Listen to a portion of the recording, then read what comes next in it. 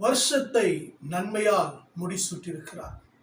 நம்மை மறவாமல் ஒவ்வொரு நாளும் நினைத்தொருளி நம்மை அற்புதமாய் நடத்தியிருக்கிறார்.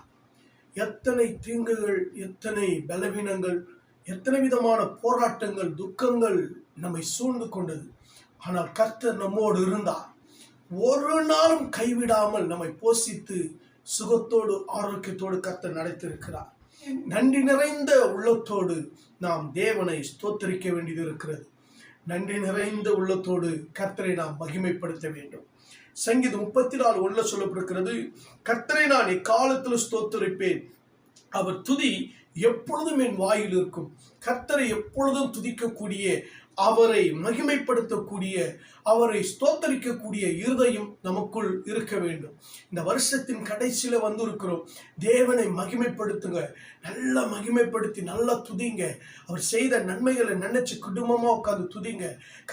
ஆபிரகாமை ஆதியாகமம் 12:1-2-3-8 வரைக்கும் நீங்க வாசித்தீங்கன்னா, தேவனை அழைத்து வாக்குத்தத்தம் கொடுத்து உன்னை பெரிய ஜாதியாக்குன்னு சொன்னதும் தேவனை துதிக்கிறார் பாருங்க, அப்படி மகிமைப்படுத்துறாருங்க. ஸ்தோத்திர பலியிடுகிறவன் என்னை மகிமைப்படுத்துகிறான். வாக்குத்தத்தம் கொடுத்து இந்த வருஷம் முழுவதும் நடத்தி இருக்கிறார்கள். அவருடைய வார்த்தை கொண்டு நம்மை நடத்தி இருக்கிறாரு, வசனத்தை கொண்டு நடத்தி இருக்கிறாரு, வெளிச்சத்துல நடத்தி இருக்கிறாரு, நம்மை மேன்மைப்படுத்தி இருக்கிறார், வாக்குத்தத்தத்தை நிறைவேற்றி இருக்கிறாருங்க. வாக்குத்தத்தத்தை கொண்டு நம்மை உருவாக்கி இருக்கிறாரு. வாக்குத்தத்தம் ஒரு நாள் வெறுமையை போலங்க.